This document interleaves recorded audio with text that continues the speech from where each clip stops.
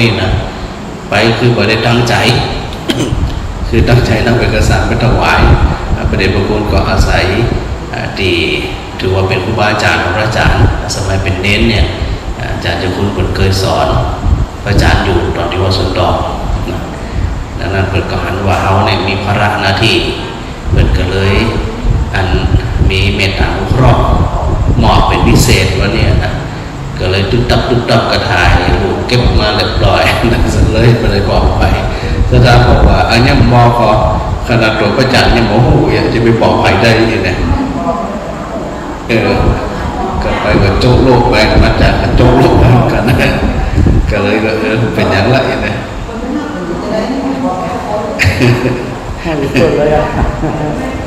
ก็อย่างที่ว่านั่นนะ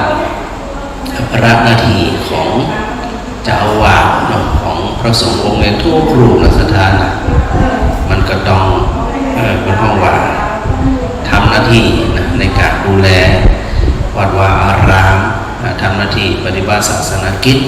เกี่ยวกับพระพุทธศาสนาการเต็มที่เต็มกำลังแต่ละวัดแต่ละวาเนาะการทำงานกันเต็มที่ในวันนี้เนี่ยก็ได้กราบถวายกราบเรียนถวายหลวงพ่อเจ้าคณะจังหวัดโดยหลวงพ่อเจ้าคณะอำเภอโดยวัดบุญญวาสวิหารก็บอกว่าทุกวันพระก็จะได้นำศรัทธาไม่ถึงอวสานนะได้นำศรัทธาสวดมนต์ไหว้พระตลอดนะโดยเฉพาะวันพระใหญ่หลวงพ่อพระมหาเถระทั้งสองรูปเปิดก็อนุโมทนาดีใจด้วยก็เลยได้บอกเปิดว่าอันศรัทธาญาติโยมมาสวดมนต์ไหว้พระด้วยครับเปิดดีละทำกันตลอดเลยนะก็เลยจืดอกจืดใจดังนั้นในช่วงที่พระอาจารย์สวดมนต์อยู่ก็หลายท่านที่โทรศัพท์เข้ามาโฟนอินเข้ามานั่นบริหารแน่นอนนะสถานะหลายคนโทรเข้ามาแล้วนะพระอาจารย์ก็ได้นำพาสถาสวดมนต์ไหว้พระโดยพร้อมเพรียงกันสำหรับสถาดีได้รับหนังสือสวดมนต์ของพระอาจารย์สถาเปิดไปดีนา7ก่อนพอนา7เสร็จเรียบร้อยก็ไปดีนา22สวดพระธรรมจักรกับปวัตนสูตรครั้งที่แล้ววันประชนพรรษาของสมเด็จพระราชินีของในหลวงรัชกาลที่10เขาก็ได้พากันเจริญพุทธมนต์สาธยายพระธรรมจักรกับปวัตนสูตรวันที่3ที่ผ่านมาวันนี้ก็เป็นอย่างวันหนึ่งก็ได้ถือโอกาสได้น้อมนำพระธรรมพระของสมเด็จพระสัมมาสัมพุทธเจ้าและได้มาสาธยายในวิหารวัดหลวงพ่อสมรายญาติโยมที่อยู่ที่บ้านทั้งนี้ก็ได้แล้วแต่นะสถาจะหาผมถ้าสะดวกก็เปิดไฟ ดูว่าบทสวดมนต์จะได้บางคนก็อยู่หน้าพระหน้าห้องพระบางคนก็อยู่ในห้องนอนอยู่ไหนก็ได้ขอเพียงแค่ว่าเขาทำจิตใจของเรามีความสุขสงบเนาะถือโอกาสใดเข้าใกล้พระรัตนตรัยถือโอกาสใดเข้าเฝ้าองค์สมเด็จพระสัมมาสัมพุทธเจ้าถือโอกาสได้สัมผัสกับพระธรรมที่พระพุทธเจ้าได้ตรัสรู้ได้ค้นพบนะแล้วก็มาบอกกล่าวกับหมู่เราทั้งหลายแล้วก็ถือโอกาสได้ใกล้ชิดพระอริยสงฆ์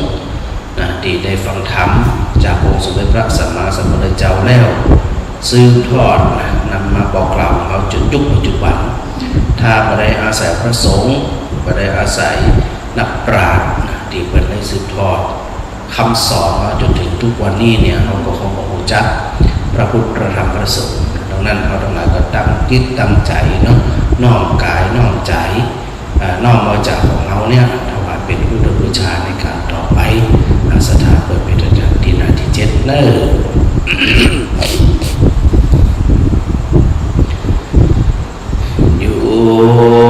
สุภะคะวะอะระหังสัมมาสัมพุทโธ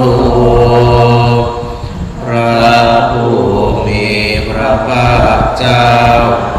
พระองค์ใดเป็นพระอรหันต์ดับเพลิงกิเลสเพลิงทุกข์สิ้นเชิงตรัสรู้ชอบได้โดย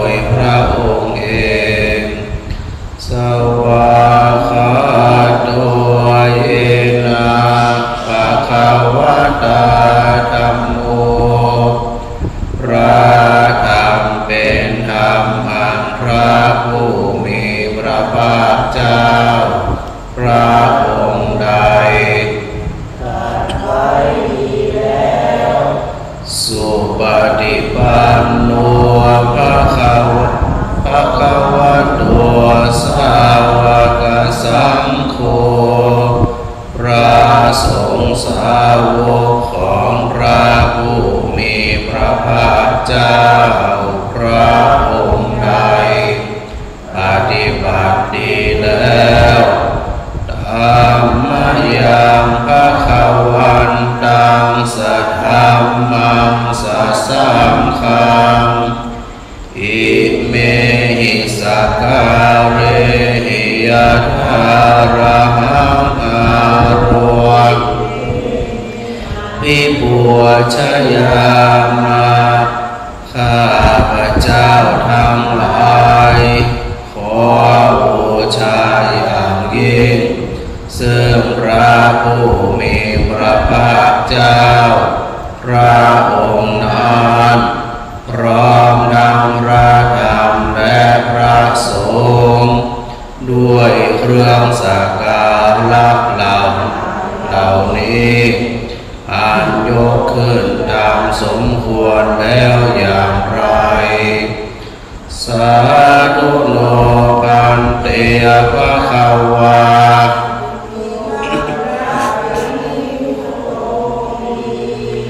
ข้าแต่พระองค์ผู้เจริญพระผู้มีพระภาคเจ้า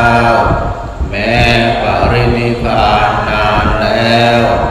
ทรงสร้างคุณอันสำเร็จประโยชน์ไว้แก่ข้าพเจ้าทั้งหลายปา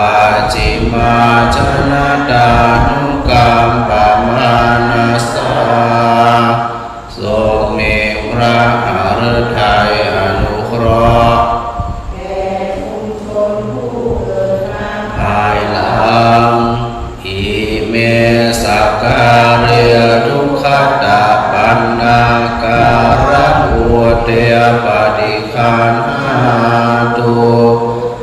ขอพระผู้มีพระภาคเจ้าจงรับเครื่องสักการะอันเป็นบรรณาการของคนยากทั้งหลายเหล่านี้อามหาการยิคารตังหิตายะสุขายะเพื่อประโยชน์และความสุขแก่ข้าพเจ้าทั้งหลายตลอดกาลนานเถิดติ่งหน้าต่อไปอะระหังสัมมาสัมพุทโธภะคะวาพระผู้มีพระภาคเจ้าอรหันต์ดับเพลิงกิเลสเพลิงทุกข์สิ้นเชิง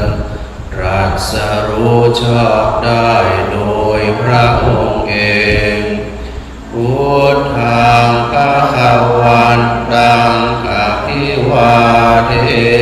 มิข้าพเจ้าขออภิวาทพระผู้มีพระภาคเจ้าผู้รู้ผู้ตื่นผู้เบิกบานสวากขาโตภะคะวะตา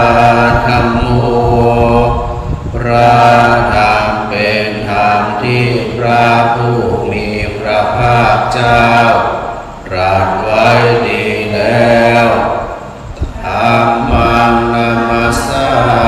มิข้าพเจ้าขอนมัสการพระธรรมสุปฏิปันโนภะคะวะโตสาวกสังโฆพระสงฆ์สาวกของพระผู้มีพระภาคเจ้าปฏิบัติดีแล้วสังฆังนามามิ ข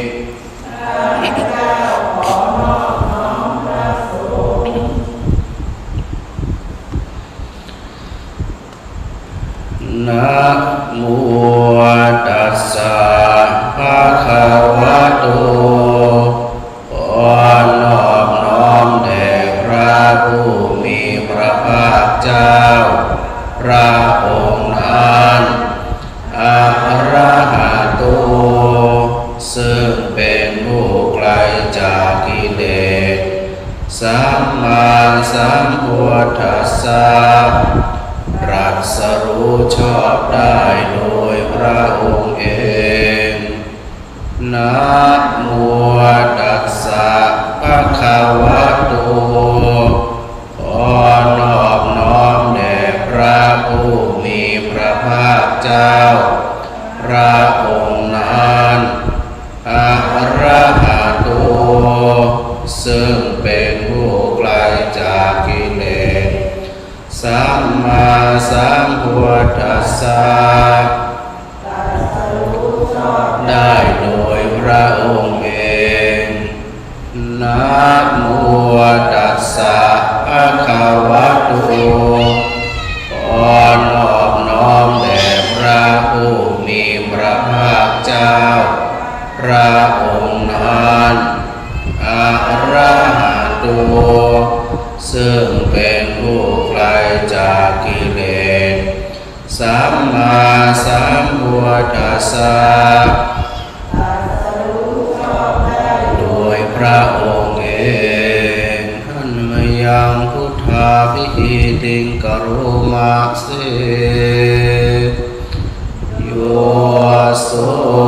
ตถาคตขอไปหน้า22ไปที่หน้า22อันนี้มันเป็นธรรมวัดเจ้าสถานสถานกับบอกกล่าวหรือเจ้าสักกรรมเอาไปหน้าที่22เนอะ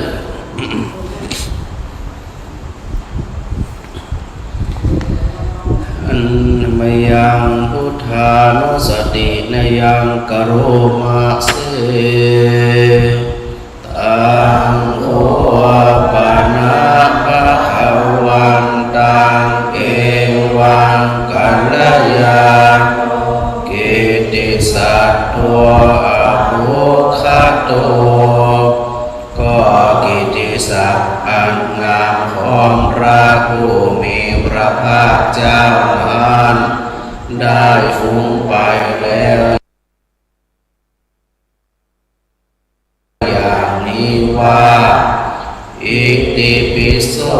ภะคะวาเพราะเหตุอย่างนี้อย่างนี้พระผู้มีพระภาคเจ้านั้นอะระหังเป็นผู้ไกลจากกิเลสสัมมาสัมพุทโธเป็นผู้ตรัสรู้ชอบได้โดยพระองค์เองวิชาจารณะสัมปันโนเป็นผู้ถึงพร้อมด้วยวิชาและธรรมะสุขโตเป็นผู้ไปแล้วด้วยดีโลกวิทูเป็นผู้รู้โลกอย่างแจ่มแจ้งอนุตตรปุริสธรรมสารถิเป็นผู้สามารถฝึกบุรุษที่สมควรฝึกได้อย่างไม่มีใครยิ่งกว่าสัทธาเทวมนุษย์สานัง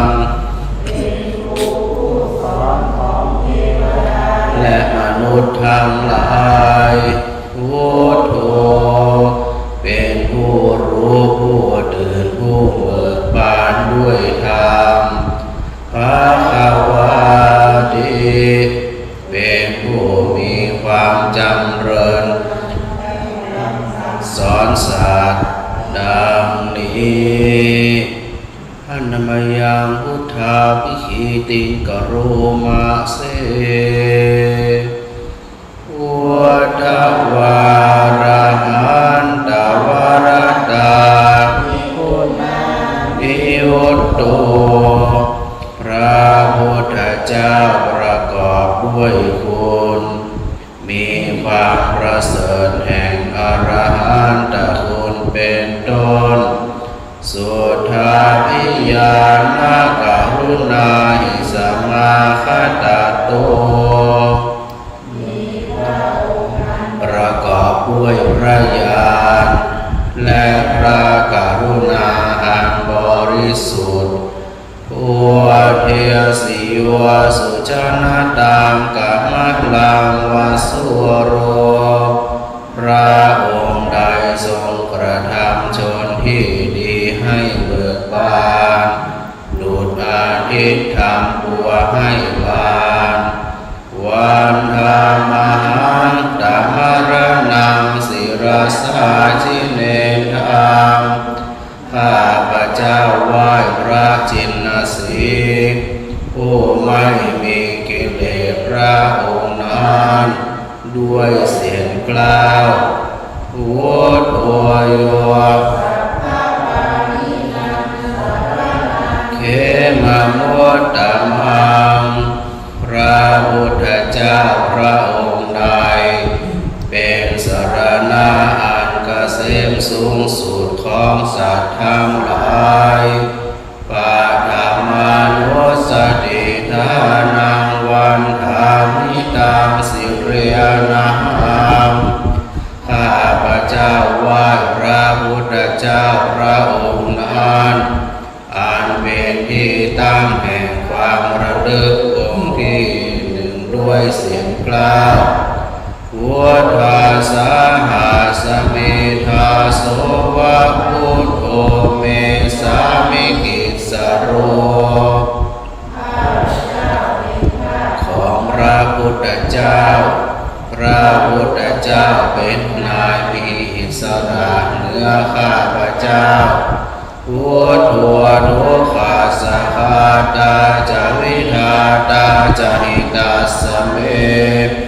พระพุทธเจ้าเป็นเครื่องกำจัดทุกข์และทรงไว้ซึ่งประโยชน์แก่ข้าพเจ้าพุทธาสาหังนิญญาเทมิสริรันชีวิตันจิตัง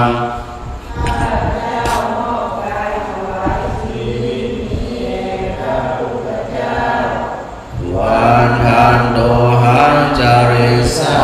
มิพุทธาเสวะสุโพธิตัง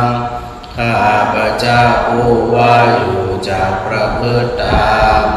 ซึ่งความตรัสรู้ดีของพระพุทธเจ้านาทิเมสรนังอัญญังพุทโธเมสรนังวรังสรณะอื่นของข้าพเจ้าไม่มี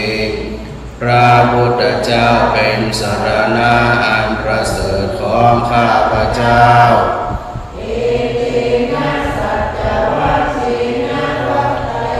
สัตตุสาสเนด้วยการกล่าวคำสัตย์นี้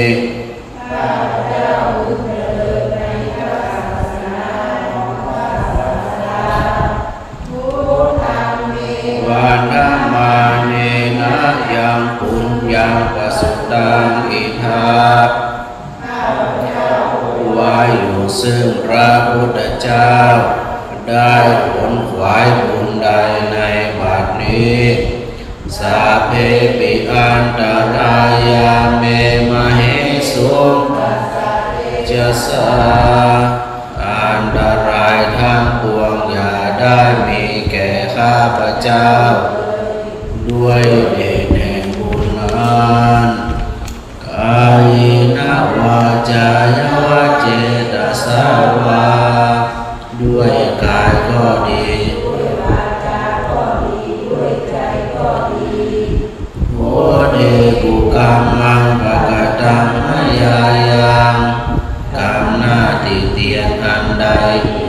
พระเจ้ากระทำแล้วในพระพุทธเจ้าพุทโธปฏิคันหตุวัจจยันตังขอพระพุทธเจ้าจงงดซึ่งโทษล่วงเกินอันนานกาลันตเรสัมวริตุวะพุทเทเพื่อการสำรวมระวังในพระพุทธเจ้าในการต่อไปอันนมยังธรรมานุสตินยังกโรมะเสข คะตัวภะคะวะตาธัมโมพระธรรมเป็นธรรมที่พระผู้มีพระภาคเจ้าได้ตรัสไว้ดีแล้วสันทิฏฐิโกเป็นสิ่งที่ผู้ศึกษาและปฏิบัติได้ด้วยตนเองอากาลิโกเป็นสิ่งที่ปฏิบัติได้และให้ผลได้ไม่จำกัดการเอหิปัสสิโกเป็นสิ่งที่ควรกล่าวกับผู้อื่นว่าท่านจงมาดูเถิดโอปานายิโก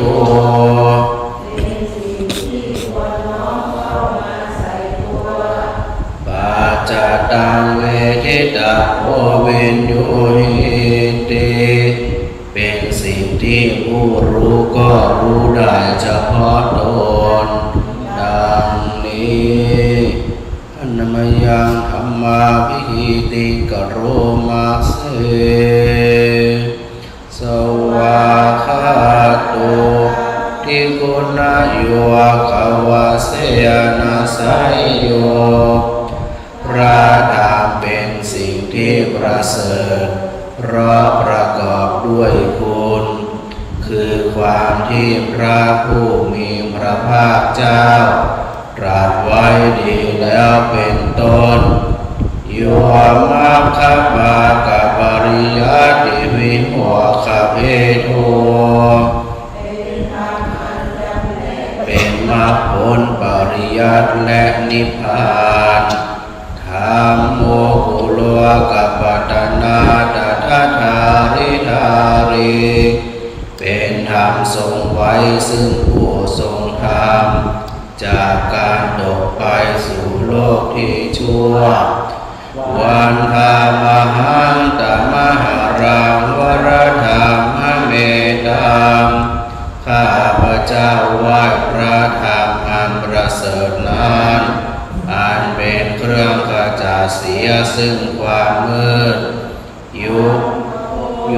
สัพพปานีนางสารนังเขมมุตตมังเป็นสรณะอันเกษมสูงสุดของสัตว์ทั้งหลายทุติยานุสติทานังวันธามิตังสิริยนังข้าพเจ้าไหว้พระธรรมนั้นอันเป็นที่ตั้งแห่งความระลึกองค์ที่สองด้วยเสียงกล่าวธัมมัสสะหัสสะเมธาโสวะธัมโมเมสามิกิสสโรของพระธรรมพระธรรมเป็นนายมีอิสระเหนือข้าพเจ้าธัมโมทุกขัสสะคาตาจาวิธาตาจาหิตัสสะเมพระธรรมเป็นเครื่องกำจัดทุกข์และทรงไว้ซึ่งประโยชน์แก่ข้าพเจ้า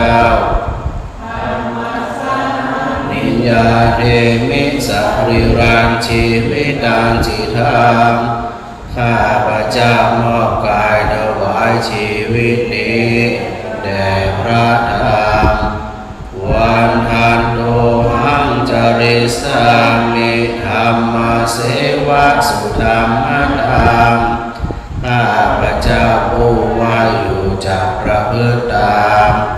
ซึ่งความเป็นธรรมดีของพระธรรมนาทิเมสรนังอัญญังธัมโม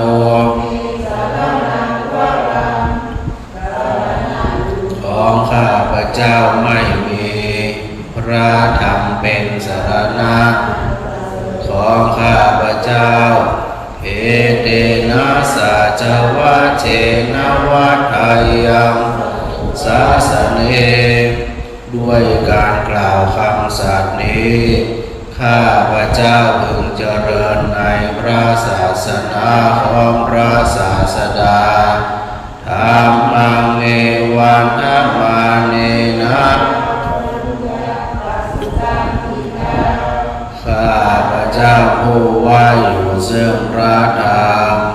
ได้ขนขวายบุญใดในบัดนี้สาเพปิอันตรายาเมมาหิสุตตัสสะเดชะสาอันตรายทั้งปวงอย่าได้มีแก่ข้าพเจ้าด้วยเดชแห่งบุญนั้น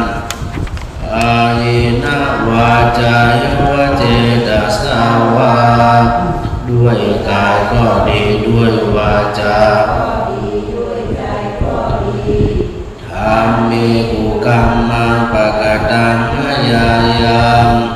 กรรมหน้าดีเตียนอันใดพระเจ้าประทำแล้วในพระธรรมธรรมโมปฏิคันตุอาจิยันตังขอพระธรรมจงงดซึ่งโทษล่วงเกินอันนั้นกาลันตะเรสังวริตุวะธรรมเมเพื่อการสำรวมระวัง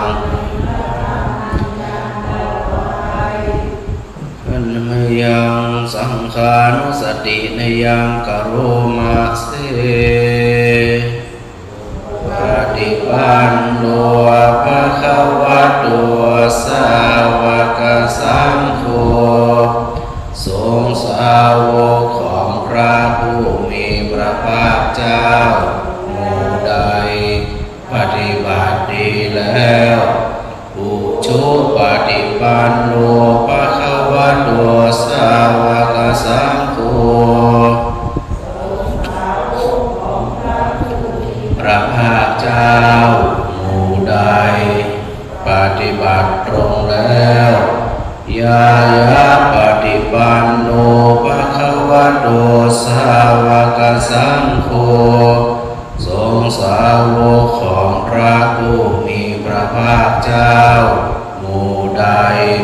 ปฏิบัติเพื่อรู้ธรรมเป็นเครื่องออกจากทุกข์แล้วสามีจิปฏิปันโน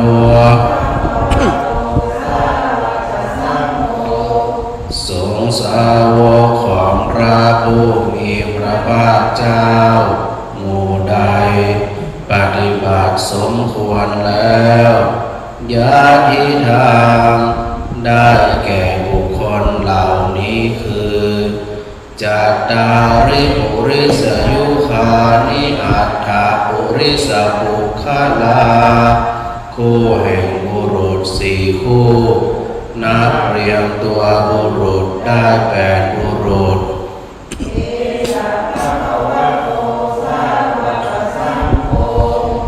นั่นแหละสงฆ์สาวกของพระผู้มีพระภาคเจ้า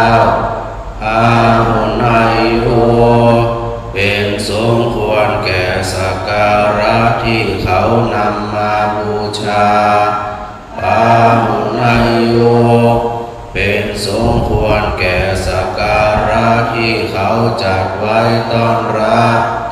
ทักขินายโยเป็นผู้ควรรับทักษิณาทานอัญชลีกรณีโยเป็นผู้ที่บุคคลทั่วไปควรทำอัญชลีอนุตตรังบุญญาเกตังโลกัสสติไม่มีนาบุญอื่นยิ่งกว่าดังนี้อันนมยังสังฆาภิกิติกโรมาเสสัทธัมมาโชสุปฏิปัตติคุณานิยุตโตพระสงฆ์ที่เกิดโดยพระสัทธรรมปฏิบัติดีเป็นต้นโยธาภิโตอริยบุคลาสังฆเสโทเป็นหมู่แห่งว่าอริยบุคคลอันประเสริฐ8จำพวกศีลาธิธรรมปวราสยกายจิตตัวอาศัยธรรมมีศีลเป็นต้นอันบวรว วันงามหังตัมมาริยานาคานังสุสุธามข้าพระเจ้าไหว้พระอริยเจ้าเหล่านั้นอันบริสุทธิ์ด้วยดีสังโฆโยสัพพปานินังสารนังเขมมุตตมังพระสงฆ์หมู่ใดเป็นสรณะเส้นสูงสุดของสัตว์ทั้งหลายตติยานุสติทานังสิเรียนาหังข้าพระเจ้าไหว้พระสงฆ์อันเป็นที่ตั้งแห่งความระลึกองค์ที่สามด้วยเสียงกล่าวสัมหัสสะหัสสมิหาโสวะสังโฆเมสามิกิสโร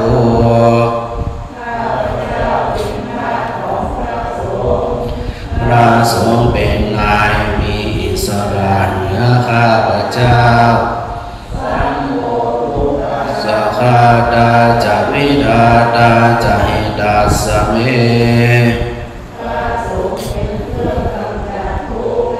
และทรงไว้ซึ่งประโยชน์แก่ข้าพเจ้าสังฆาสาหังนิญญาเน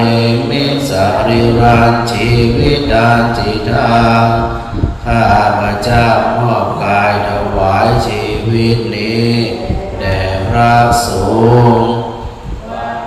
ตัวหังจริสามิสังฆาโสปฏิปันนตัง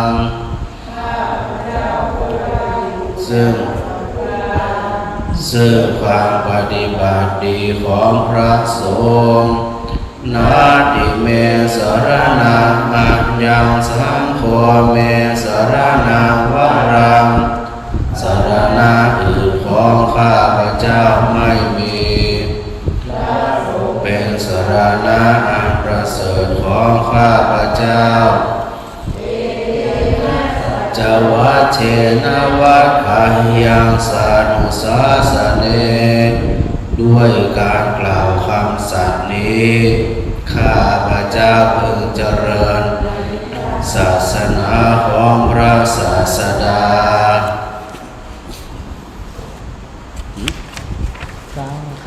สังฆังวันสังฆังเม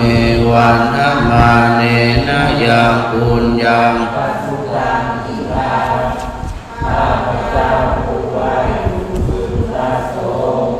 ได้ผลขวายผลใดในบัดนี้สาเพปิอันตรายาเมตัสสะเดชะสาอันตรายทั้งปวงอย่าได้มีแก่ข้าพเจ้าด้วยเดชแห่งบุญนั้นอาลินะวาจาโยเจตสาวา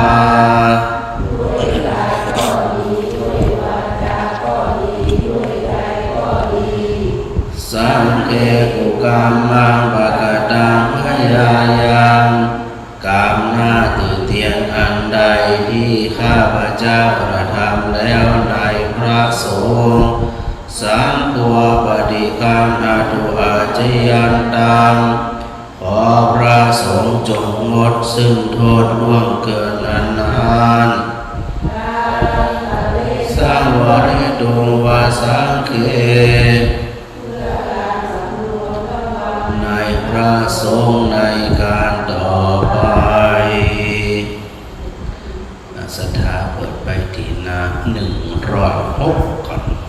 106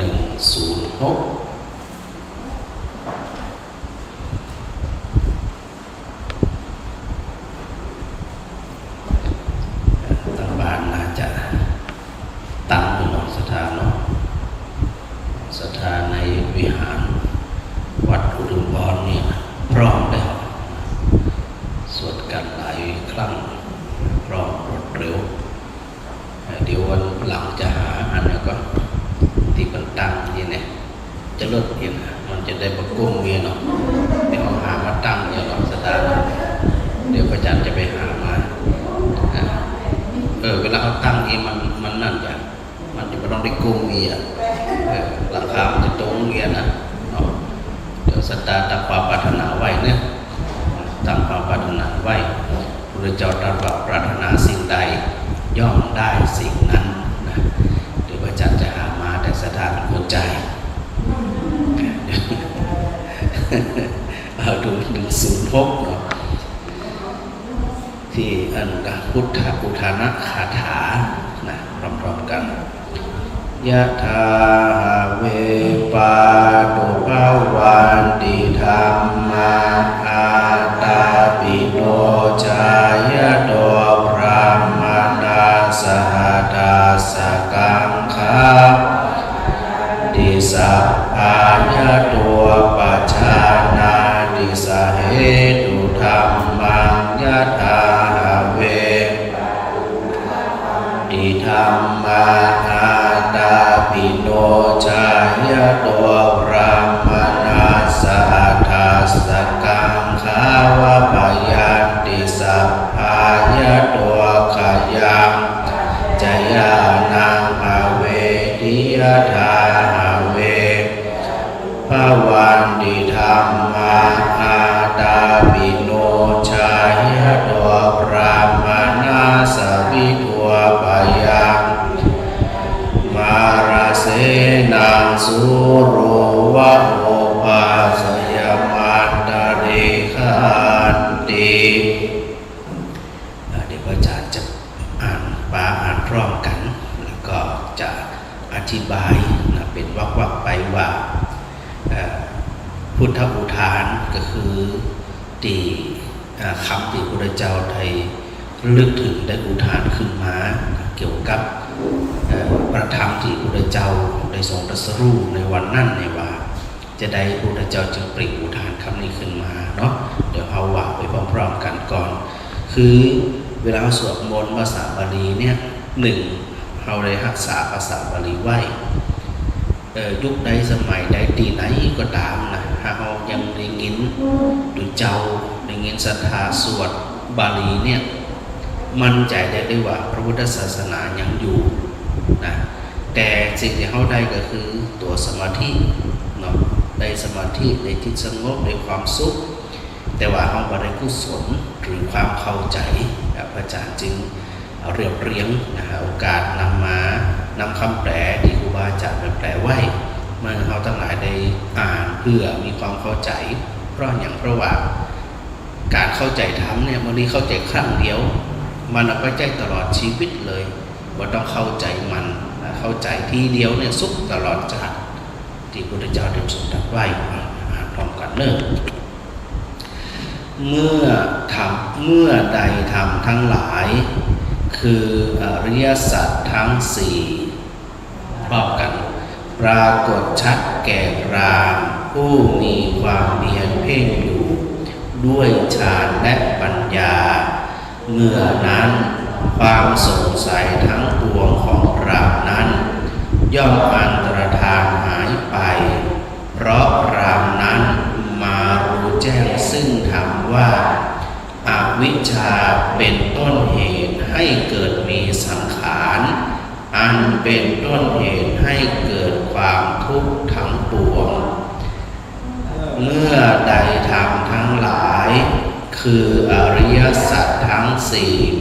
ปรากฏชัดแก่พราหมณ์ผู้มีความเพียรเพ่งอยู่ด้วยฌานและปัญญาเมื่อนั้นความสงสัยทั้งปวงของพราหมณ์นั้นย่อมอันตรธานหายไปเพราะพราหมณ์นั้นได้รู้แจ้งแล้วว่าเหตุที่ทำให้กองทุกข์ทั้งปวงขึ้นนั้นได้สิ้นไปแล้วเมื่อใดธรรมทั้งหลายทั้งสี่ปรากฏชัดแก่พราหมณ์ผู้มีความเพียรเพ่งอยู่ด้วยฌานและปัญญาย่อมกำจัดเสนามาให้พินาศไปเสียได้ย่อมดำรงจิตอยู่ด้วยความรู้แจ้งสว่างโปร่งประดุจดังพระอาทิตย์ทำให้อากาศในท้องฟ้าสว่างอยู่ด้วย ด้วยรัศมีชนี้แลคำว่าพรามในที่นี้เนี่ยคือผู้ที่มดกิเลสคำว่าพรามก็คือผู้ที่นอกประพฤติปฏิบัติดังนั้นพระเจ้าจึงว่าเมื่อใดก็ตามอริยสัจทั้งสี่มีทุกข์สมุทัยนิโรธมรรคปรากฏชัดคือปรากฏชัดๆเห็นชัดๆนะเมื่อพรามนั้นมีความเห็นเพ่งอยู่ด้วยอย่างด้วยฌานกับปัญญาไอ้คำว่าตัวฌานกับปัญญานั้นเขาได้ระลึกถึงว่าคนจะพ้นทุกข์ได้เนี่ยโดยสองสถานคือเจโตวิมุตติกับปัญญาวิมุตติเจโตวิมุตติก็คือตัวฌานตัวนี้ปัญญาวิมุตติคือปัญญาตรงนี้ฌานก็คือความติมีจิตตั้งมันจิตตั้งมันจิตเราออกแบบกันเกิดจากตัวสมาธิจากตัวฌานจากตัวเพ่งนะอย่างเช่นเวลาเขาเจริญตัวสมาธิเนี่ยคือมีจิตตอมจิตบวกไว้พอจิตตอมจิตบวกไว้ทุกข์ก็บ่เกิดเพราะอย่างเพราะจิตบ่ไปรับอารมณ์ที่มันพลาดไปข้างนอกคือบ่เปิดโอกาสให้จิตมันพลาดไปรับอารมณ์ข้างนอกเลยเมื่อจิตเป็นสมาธิอย่างเช่นเวลาเรามองอย่างมองพุทธรูปเนาะเราหันพุทธรูปจิตเขาก็อยู่ที่พุทธรูปอารมณ์ทั้งหลายไม่ว่าจะเป็นอดีตหรือว่าจะเป็นอนาคตก็ตามเนี่ยจะไม่มีความหมายกับจิตเฮาติมีความเพียรเพ่งอยู่ก็คือเพ่งกันชัดๆบอกไว้ถ้าจิตเองเนี่ยบรรลุมันสถานพอตัวเก่าหันจิตหันกายหันความรู้สึกตัวเก่าว่าขณะนี้เนี่ยมันมีความรู้สึกเนี่ยพอณขณะปัจจุบันพอมันเข้ามาหันตรงนี้ชัดปัจจานติรู้ชัดวิปัสสนาเห็นชัดเห็นแจ้งอารมณ์มันก็บ่ฟุ้งละพออารมณ์บ่ฟุ้งมันก็บ่มีอย่างจริงๆอย่างเฮามีเป็นทุกข์ต่อไปแล้วแต่จากนั้นพระพุทธเจ้าบอกว่าด้วยปัญญาก็คือความเข้าใจที่พระอาจารย์พูดถึงอยู่มันดีว่าเวลาเข้าใจอย่างใดอย่างหนึ่งที่พระพุทธเจ้าบอกคนจะเข้าใจคือเข้าใจแบบไรมันว่าความสงสัยของพราหมณ์ก็คือผู้ที่ตั้งใจประพฤติปฏิบัติจะหมดไปจะได้ถึงหมดไปเขากับพิสูจน์ทราบด้วยตัวเองแล้วหรอสันทิฏฐิโกที่เขาสวดไปนั้นนะว่าอันความสงสัยนะมันจะหมดไปก็ต่อเมื่อเขาเข้าสู่การประพฤติปฏิบัติจริงๆจังๆเพราะเขาบ่มีความสงสัยแล้วบ่มีความสงสัยแล้วก็พ้นละมันมีอย่างที่จะมาก็เกี่ยวเขาไม่ตุกต่อไปเพราะเขาสงสัยปัญหาก็คือเขายังมีความสงสัยอยู่ว่าบุญมันมีแต้มแต่ก็อันจากนี่จากหน้าจากแล้วจากนี่จากไหนเนี่ยเปิดห้องว่ามันบ่สนิทใจแต่พระพุทธเจ้าเราพระอริยสงฆ์สาวกเปิดแน่ชัดบ่มีความสงสัยในเรื่องของสภาพธรรมหรือสภาวธรรมมันเกิดแล้วมันดับทันทีเปิดก็เข้าใจแค่นี้ดังนั้นเปิดจึงบอกว่าเมื่อความสงสัยทางปวงหมดไปจึงมีความหูแจ้งว่าเพราะอะไรเพราะอวิชชาคือความบ่ฮู้ความโง่เขลาความมุดบอดเป็นต้นเหตุที่ก่อเกิดสังขารที่ข้างก่อนพระอาจารย์น้ำส่วนอย่างนั้นปฏิจจสมุปบาทอวิชชาปัจจยาสังขาราปัจจยาวิญญาณังอวิชชาคือความบ่ฮู้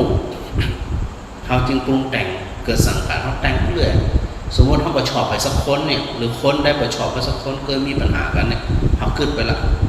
คนนั้นไปอู้กับคนนี้จริงๆบางทีกับบ่ฮู้กันสักอันเกี่ยวกับเขาสักอันแต่ว่าเพราะเขาบ่ฮู้เขาจึงปรุงแต่งไปว่ามันต้องอู้ถึงเรื่องเขาถ้าจะอีกกับตุ๊นะเพราะมันบ่ฮู้จริงถูกอวิชชาครอบงำต่อเขาอู้เรื่องเขาสมมตินะอู้เรื่องเขาพระพุทธเจ้าตรัสว่านัตถิโลเกอนินทิโตคนไม่ถูกนินทาไม่มีในโลกอย่าหวังว่าเขาจะบรรลุนิพพานมิพระพุทธเจ้าองค์สมเด็จพระสัมมาสัมพุทธเจ้าจึงถูกด่าถูกปองร้ายถูกนินทาเนี่ยบ่ฮู้กี่ครั้งต่อกี่ครั้งก็จะเมื่อว่าความเป็นคนดีไม่ได้เป็นตัวการันตีว่าจะไม่ถูกนินทาพอเขาเข้าใจที่แล้วพอเขาเข้าใจสภาพธรรมมันก็แค่นั้นน่ะมีสรรเสริญของมีนินทาของชมของจังของแจงของนินทาของเป็นยังเขาก็ถือเสียว่าเขาบอกเอาจิตของเขาไปเกี่ยวข้องถ้าเขาเอาจิตไปเกี่ยวข้องเขาก็จะปะเขาทำลายพวกหลายจ่าคนจังเขาก็ถึงปะกันแหมเพราะจิตมันไปเกี่ยวกันนะคือถึงแต่คนจังไหนมันจะปะเกิดตายไปปุ๊บกับปะกันแหมเหมือนกับคนฮัก เขาฮักจะได้กระจังเลยจิตให้ไปผูกพันกับเขาผู้ท้ายก็มีโอกาสได้ปะกันแหมคนจังก็มีโอกาสปะกันแหมนั่นผลของว่าอวิชชาเป็นต้นตอของการปรุงแต่งมันจึงทุกข์อยู่ร่ำไปนะเพราะมันมืดบอดมันจึงบ่หันอย่างเราเดินเมื่อคืนนี้ไฟกับมีรับตาเดินแหมคำว่าอวิชชาคือรับตาเดินพอรับตาเดินนั้นจะไปหันตุกคันใดสถานเดียวจิตเขาก็ตุกสถานเดียวกันมันก็อันนี้ส่วนอันที่สองพุทธเจ้าตรัสว่าไงตรัสว่าเพราะพราหมณ์ได้รู้แจ้งแล้วว่าเหตุที่ทำให้กองทุกข์ทั้งปวงเกิดขึ้นนั้นได้หมดไปแล้วนั่นหมายความว่าตัวเนี่ยตัวสมุทัยพุทธเจ้ากำลังตรัสถึงในเรื่องของอริยสัจสี่ถึงตีพระจันทร์ได้บรรยายมันๆนะว่าทุกข์เป็นผลสมุทัยเป็นเหตุสมุทัยก็คือตัวเนี่ยตัณหาตัวตัณหาเป็นเหตุจึงก่อเกิดความทุกข์ตัณหาคือความอยากให้ทุกข์ก็ทุกข์จะได้ทุกข์ต้องแสวงหาได้บ่ได้ต้องแสวงหามันณขณะแสวงหากันนิดเหนื่อยเต็มที่เพราะมันเกิดด้วยตัณหาด้วยความอยากถามว่าได้มาแล้วมันสุขใจกับใจต้องรักษาต้องคุ้มครองหรือว่าสมมติเขาเคยได้อย่างพุทธรูปทองคำสักองค์หนึ่งองค์จะได้ก็ได้เอาหน้าตัก9 นิ้วราคาเป็น10 ล้านเขาใครได้สมมติพระอาจารย์ใครได้เนี่ยพระอาจารย์ตุกต้องได้คิดละจะไปหาสตางค์ที่ไหนมาหลอกพุทธรูปทองคำกว่าจะหาได้ก็สมมติได้มาแล้วพระอาจารย์รับสบายกว่าสบายแล้วเอาพุทธรูปมาขังแหมไปใส่กรงล็อกแล้วล็อกแหมพอเปิดไฟวันขับขึ้นลูกกว่าไขมาแล้วพอหากุญแจเนี่ยกุญแจจันเดียวได้ก็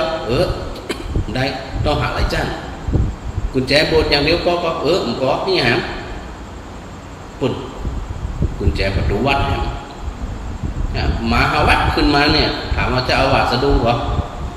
สะดุ้งละอันมักคนห้องรักษากระตุกสมมติมันหายไปตุกกระซุกตุกกะเขาหามาหิมตายไปเห็นแล้วนี่แหละนั่นเป็นว่าตัวภาวะตัณหาสิ่งที่เขามีอยู่เป็นอยู่หาใช่ว่าจะมาเติมเต็มชีวิตของเขามีความสุขนะหรือแม้กระทั่ง ตัววิภาวะตัณหาที่พุทธเจ้าบอกตัวเหตุเขาก็ชอบเขาตุกก็มันอาจจะตุกเนาะเพราะเขาก็ชอบแต่จริงมันตุกเพราะอย่างเขาอยากพักใสเขาอยากไหลส่งเขาอยากหันหน้าหันตาได้ยินเสียงแล้วมันตะแกนใจมาบ้าเพราะเขาไม่ชอบเกิดจากความอยากมันกันอยากอย่างบ่อยากเห็นบ่อยากได้ยินบ่อยากปะบ่อยากพบสิ่งทั้งหลายเหล่านี้พระพุทธเจ้าเป็นเหตุจึงก่อให้เกิดผลเพราะไปเข้าใจชัดเจนว่าตัวเหตุคือตัวตัณหาพอเข้าใจแล้วเปิดก็บอกไปหาตัวเหตุละเป็นทิ้งตัวเหตุได้เลยพอทิ้งตัวเหตุผลทุกจะมาได้จะได้ตัวนี้โรคตัวสมุทัยกับมีความหมายละมันก็มีละตัวสุดท้ายคุณว่าอย่างเมื่อพราหมณ์ตีมีความเข้าใจในอริยสัจทั้ง4ทุกสมุทัยนิโรธมากซึ่งพราหมณ์จะไปลืมนะมีความเพียรเพ่งอยู่ในฌานและปัญญาจะไปลืมถึงสมาธิถึงสติปัญญามาพร้อมกันเลยนะมันจะทำตัวใดตัวหนึ่งสามารถกำจัดเสนามานก็คือตัวตัณหาและก็บริวารลูกน้องสมุนทั้งหลายเช่นความโกรธเนาะเป็นห้องเป็นหัวหน้าลูกน้องมีก็มีความบ่พอใจความขุ่นใจความเครื่องใจความน้อยใจความเสียใจความอาฆาตหมานร้ายเป็นลูกน้องเป็นเสนามานของความโกรธพระพุทธเจ้าตรัสว่าจะได้ถ้าเข้าใจแบบนี้แล้วย่อมดำรงจิตอยู่ด้วยความสว่างแจ้งถ้าจะเดินไปทางไหนกับหัวละมืดกับมีปัญหามีไฟฉายมีแสงสว่างก็เหมือนกับคนที่มีปัญญาอยู่ในความคิดอยู่ในชีวิตพอเจอปัญหาประสักบอกกลัวเพราะอย่างเขามีความเข้าใจก็แค่นั่นมันแค่เนี่ยเป็นเพราะว่ามีแสงสว่างอยู่ในจิตในใจประดุจดังอย่างพระอาทิตย์ทำลายความมืดพระอาทิตย์ขึ้นมาเมื่อไรความมืดหายเหมือนนั้นเนี่ยศรัทธาเขาต้องขึ้นบอกว่าเขาจะยังชีวิตของเขาเนี่ยความเข้าใจของเขาเนี่ยมันมืดหรือว่าเนี่ยคือ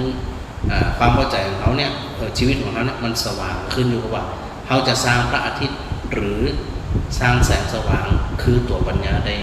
มากน้อยแค่ไหนเอาต่อไปครับสักน้อย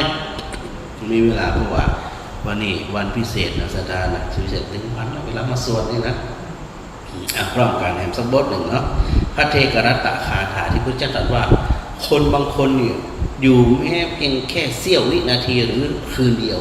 มีคุณค่ามากกว่าหลายคนที่อยู่ตั้ง100 ปีมีคุณค่าจะได้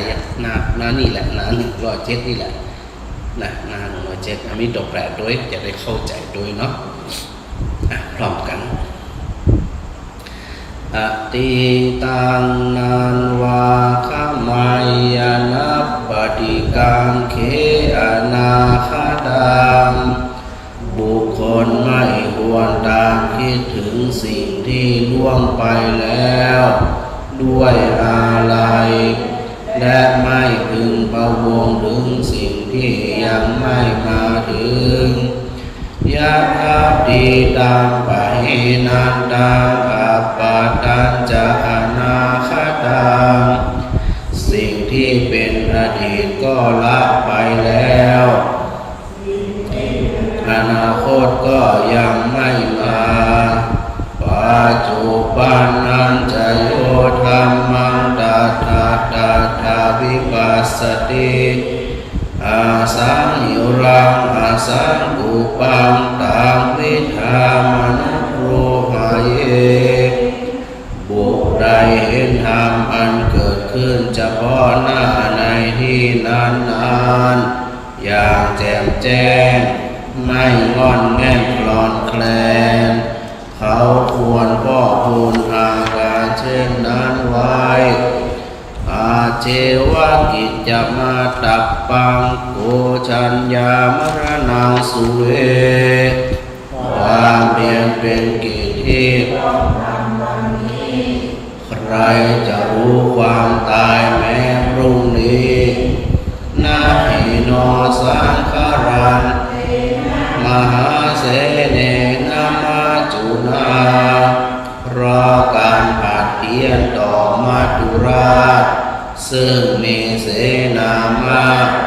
ย่อมไม่มีสำหรับเราเอวังวิหาริมาตาวิงอโหราตมตาทิตังตามเบปะเทกรัตโตติสันโตอาจิขเตมุนีติ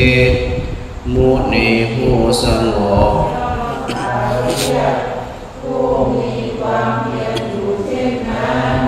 ไม่เกียจคร้านทั้งกลางวันและกลางคืนว่าผู้เป็นอยู่แม้เพียงราตรีเดียวก็น่าชมหน้า109พิจารณาสังขารเนาะสัพเพสังขาราอนิจจาสังขารคือร่างกายจิตใจและรูปธรรมนามธรรมทั้งหมดทั้งสิ้นมันไม่เที่ยงเกิดขึ้นแล้วดับไปมีแล้วหายไปสัพเพสังขาราทุกขาสังขารคือร่างกายจิตใจและรูปธรรมนามธรรมทั้งหมดทั้งสิ้นมันเป็นทุกข์ทนยากก็เกิดขึ้นแล้วแก่เจ็บตายไปสัพเพธัมมาอนัตตาสิ่งทั้งหลายทั้งปวงทั้งนี้เป็นสังขารและมิใช่สังขารทั้งหมดทั้งสิ้นไม่ใช่ตัวไม่ใช่ตนไม่ควรถือว่าเราว่าของเรา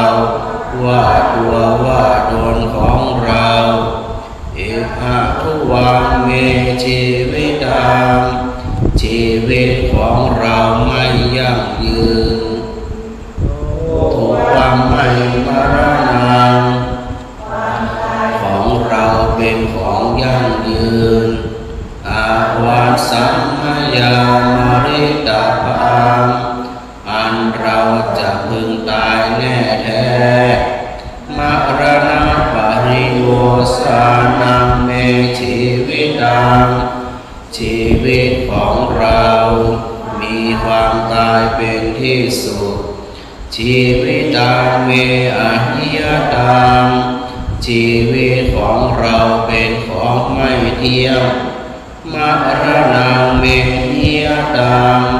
ความตายของเราเป็นของเที่ยงวัฏฏะควรที่จะสังเวชอายังกายโยร่างกายนี้อาจิรังมิได้ตั้งอยู่นานพรานปราศจากวิญญาณจุดโทอันเขาทิ้งเสียแล้วอาทิเศษสติจากนอนทับปาทวิงซึ่งแผ่นดินกะลิงคารังอิวะประดุจดังว่าท่อนไม้และท่อนฟืนนิราทังหาประโยชน์มิได้ไปสัก10 นาทีนาส2สวดธรรมจักรนะเข้าใจไปสัก10 นาทีน้ำปะฮะน่าจะขอไป41มันกำเนิด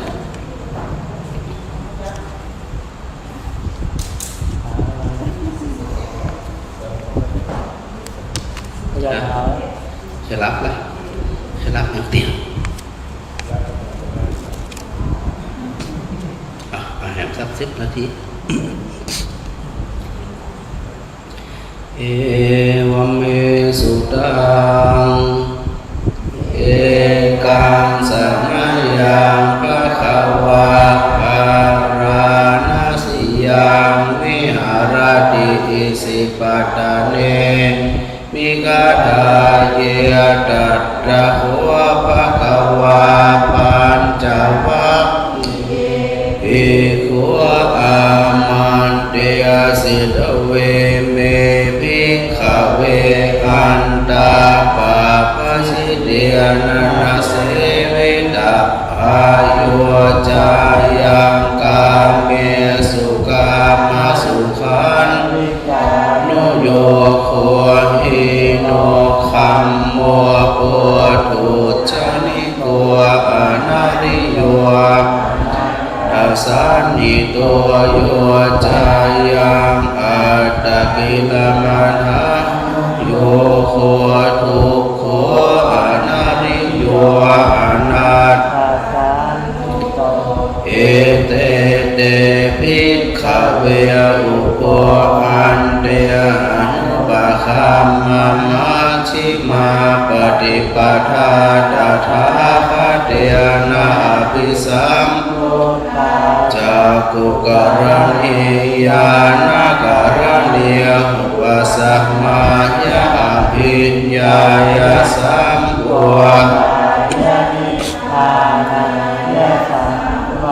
ตติกตมาจะสาภิกขเวมัชฌิมาปฏิปทาตถาคตนาภิสัมพุทธจักขุกรณีญาณกรณีอุปสัมมายะอภิญญายะสัมพุทธายะนิพพานายะสังวัตติอายะเมวะอริโยอาทังมัคโคสายานิทังสัมมาทิฏฐิสัมมาสังกัปปะมากัมมันตัวสัมมาอาชีวะสัมมาวายามะสัมมาสัมมาทิอายังโคสาภิกขเวมัชฌิมาปฏิปทาตถาอภิสัมพุทธาจักขุก รณีญาณการณีวิญญาญาสังวทายานิพพานายสังวัตติทังขัวภิกขเวทุกขังอริยสัจจัง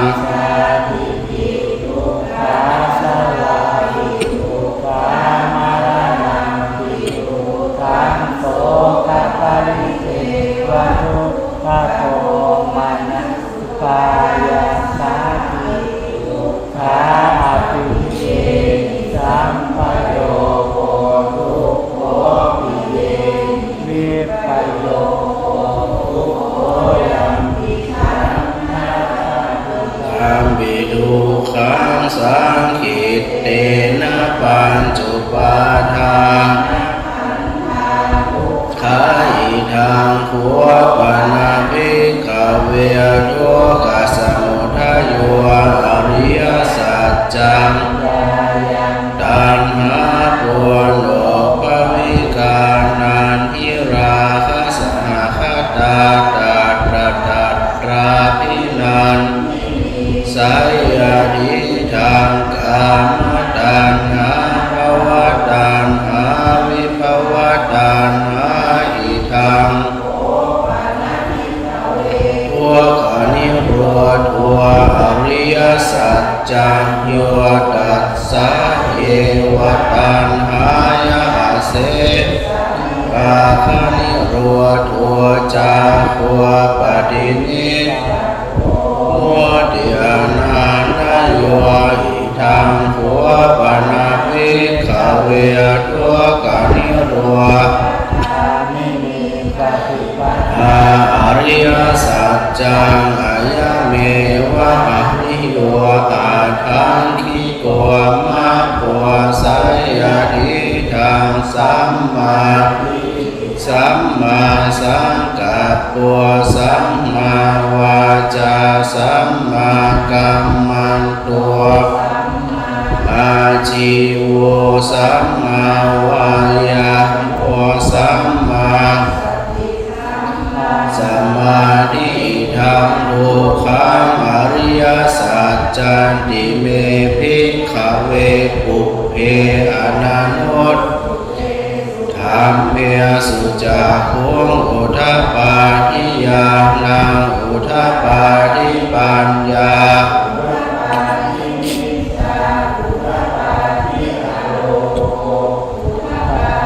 ทังขัวปณิทังทุกขังอริยสัจจังปริญญายันติเมภิกขเวปุพเพอนันโนสุเตสุธรรมจากขุงอุทธัปปาทิยานังอุทธัปปาทิปัญญาอุทธัปปาทิวิชชาโล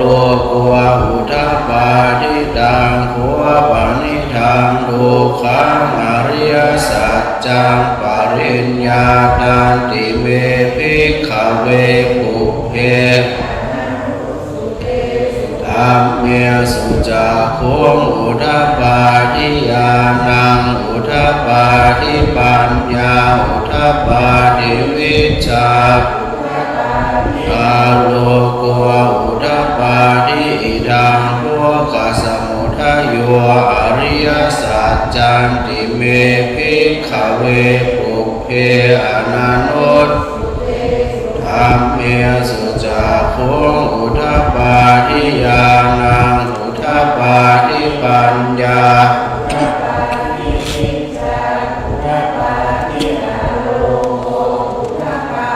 ตังขัวปณิทังทุกขสมุทัยโยอริยสัจจังปหาตัพพันติเมภิกขเวปุพเพอนันโนธัมเมสุจักขุงอุทธัปปาทิยานังอุทธัปปาทิหาโลกุอุทธัปปาทิตังขัว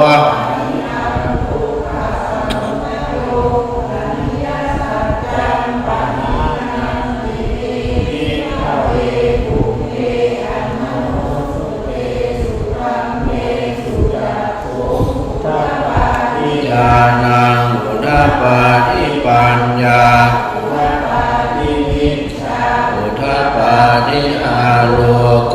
พุทธปาทิอิทังทุกขานิโรธอริยสัจจันติเมภิกขเวปุอนันโนสุเต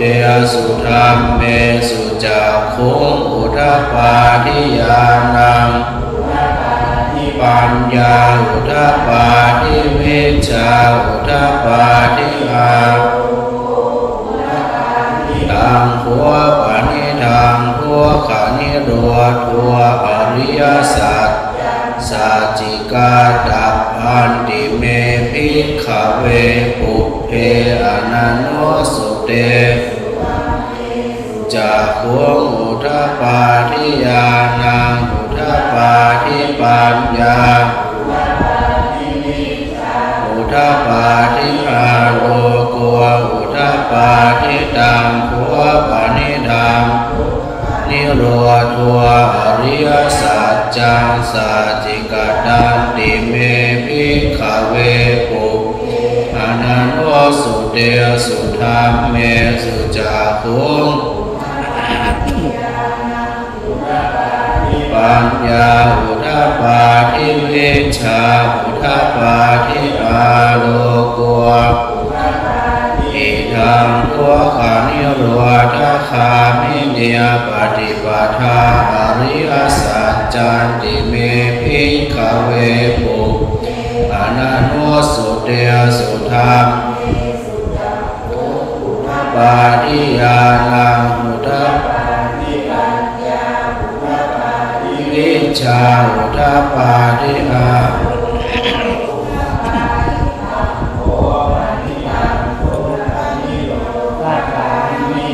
ปฏิปทาอริยสัจจังภาเวตาพันติเมภิกขเวปุเพสุเตสุธรรมเมสุจักขุงอุทธปาทิญาณังอุทธปาทิวิชชาอุทธปาทิอาโลโกอุทธปาทิตังขัวทัวขานิโรธคามิเนียปฏิปทาอริยสัจจังภาวิตันติเมภิกขเวสุเตสุธรรมเมสุจักขุงอุทธปาทิญาณังอุทธปาทิปัญญาอาโลโกอุทธปา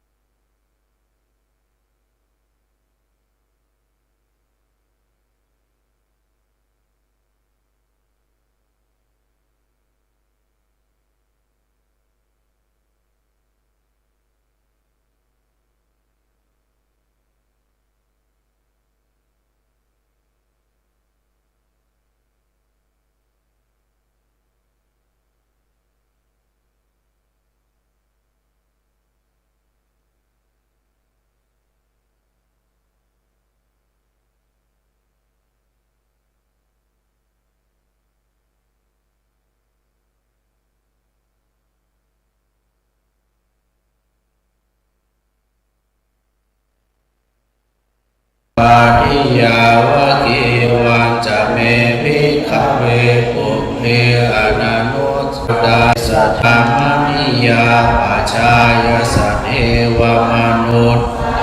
อนุตตรังสัมมาสัมพุทธิอภิสัมยะตัวจะขัวเมภิโนสายานุตตรังสัมมาอภิสัมพุทโธปัจจัญญาสิญาณัญจปนะเมทัสพุทธปาทิอาโกปาเมมิมัวติหายามาติมาชาติลังนาปัญจวัคคียาภิกขุ สิตังอภินันทวงอิมาสมิงจัปนะวายากรณาสมิงปัญญมาเนยะสมัตวกรหันยะสวิราชังเวตมะนังธรรมจักขุง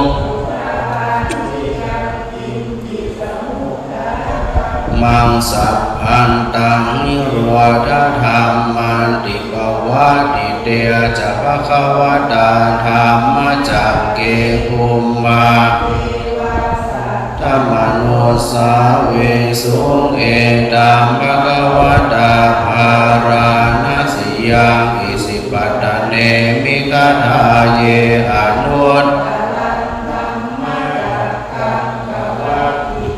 อาปฏิวัติยังสมณเณนะวาพระมเณนะวาเทเวนะวามาเรนะวาเกนะจิวาโลกัสสมินติอุมานังเทวานังตวาจาตุมมหาราชิกาเทวาธรรมนุสสาเวสุจาตุมมหาราชิกานังเทวานังสุตวาตาวดิงสาเทวาสัทธมนุสสาเวสุตาวดิงเทวานังสัทธังสุตวายามาเทสัทธมนุสสาเวสุยามาตุสิตาเทวาสัทธมนุสสาเวสุตุสิตานังสัทธังสุตวานิมมานรติเทวาสัทธมนุสสาเวสุนิมมานรตินังสัทธังสุตวาปรณิมิตวสวัสดิเทวาสัทธมนุสสาเวสุทีนังเทวานังสัทธังสุตวาพระมปาริสัชชาเทวาสัทธมนุสสาพระมปาริสัชชานังเทวานังสุตวาปโรหิตาเท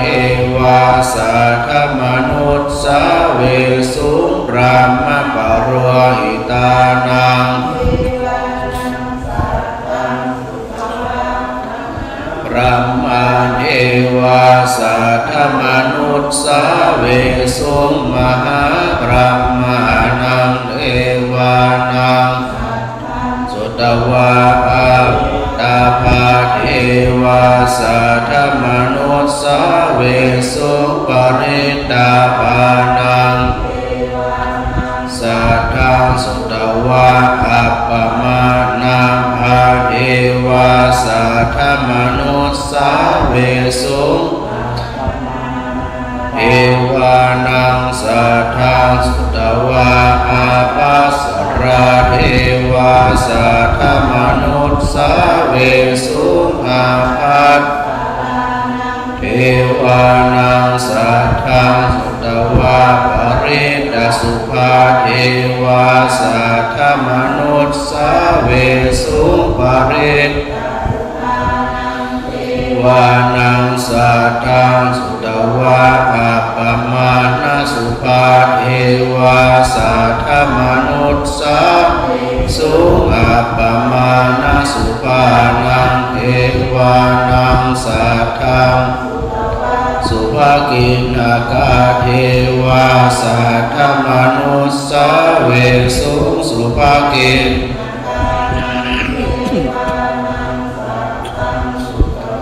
เวหัปปลาเทวาสัทธมนุสสาเวสุเวหัปปลานังเทวานังสุตวาอัตตปะส สัทธมโนสาเวสุอวิหานังเทวานังอัตตปาเดวาสัทธมโนสาเว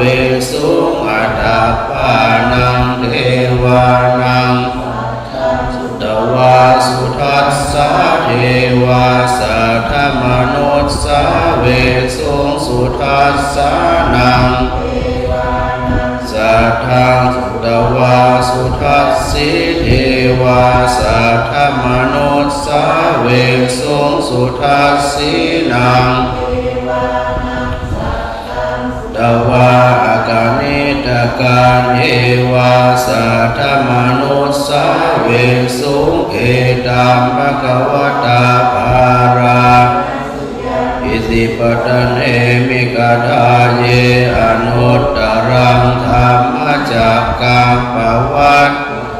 อาปฏิวัติยังสมณเณนวะพระมเณนวะนวะมาเรนวะสเมนติอิติหะเตนะคะเนนะเตนะโมโหเตนะยาวะพระมโลกาอาภุคาจิยังจัตสัสสะสิโลกธาตุสังกัมปิสัมปะกัมปิสัมอัปปมาโนจะโอลาโรโอปาโสโลเกโหสิอติกัมเมวะเท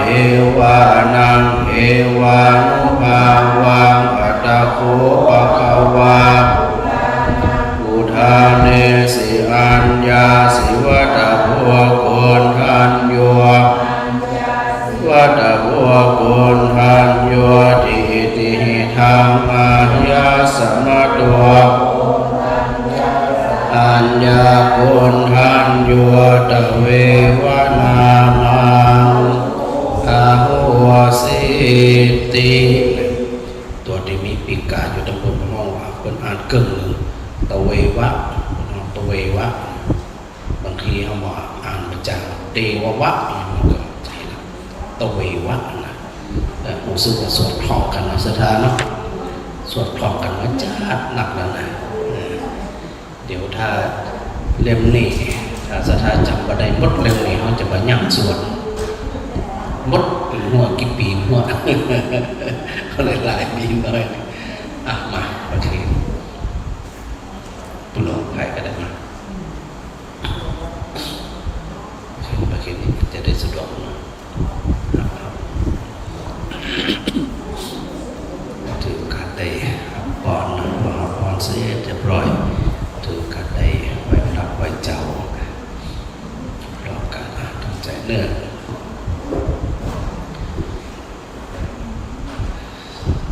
สัพพิติโยวิวาจันตุสัพพะโรโควินาศตุมาเตวันตรายโยสุขีทีขายุโกภวะอภิวาทนาสีนิจจังวุธาปจายิโนจัตตารโอวัฏันติอายุวันโอสุขังลังศรัทธาอยู่ที่บ้านกันครับปอนไปพร้อมๆกันนี่แหละเนาะถือโอกาสไปพระก่อนส่งศรัทธาปิดวันปิดจองไปพร้อมๆกันเนอะอะระหังสัมมาสัมพุทโธภะคะวาพุทธังภะคะวันตังอภิวาเท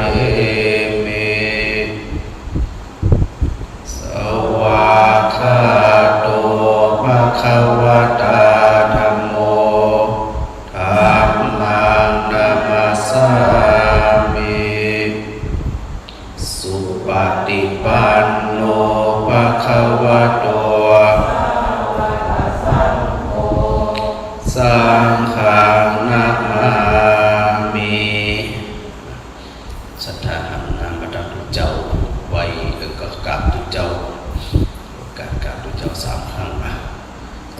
หนึ่ง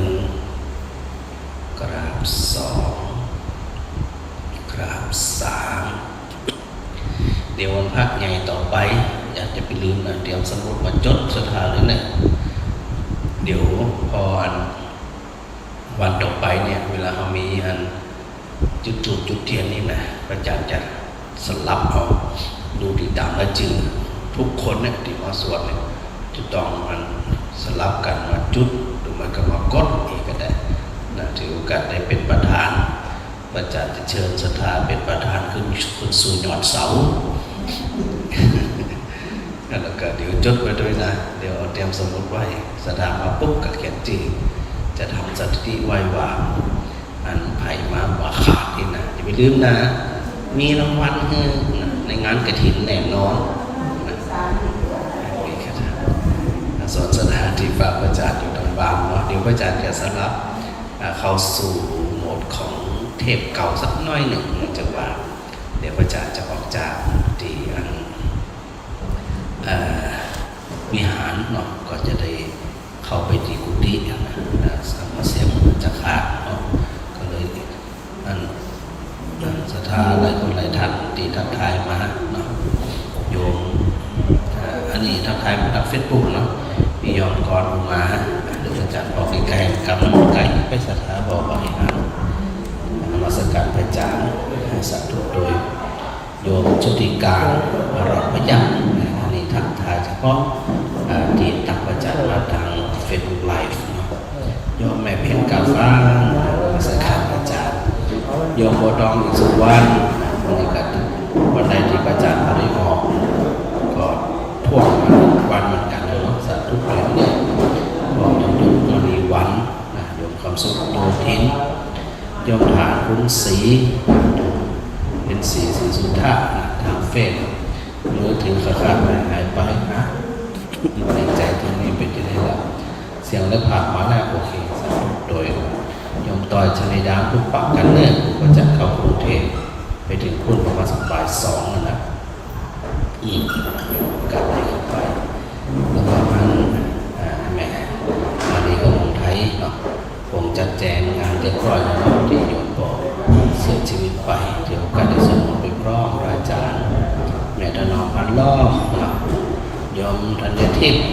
ภูลศิลวัฒนานิรศิษย์ไปเรียนกับอาจารย์แล้วก็โยมแม่พิมพ์ทำที่คุณวันนี้ได้สวดมนต์โดยดีใจแล้วก็โยมแม่สุนันทากาดีนมัสการอาจารย์มาบางทีก็ได้ตักบางทีก็ได้ตักสถานะประวัติขันเนาะว่าไปตรงนั้นแล้วนั่นโดยสการอาจารย์ก็จะได้นำเทปเก่าออกแล้วก็เดี๋ยวจะสลับเป็นเพลงเปิดรายการก่อนพอเปิดเพลงรายการเสร็จไปหากันกลางสถาน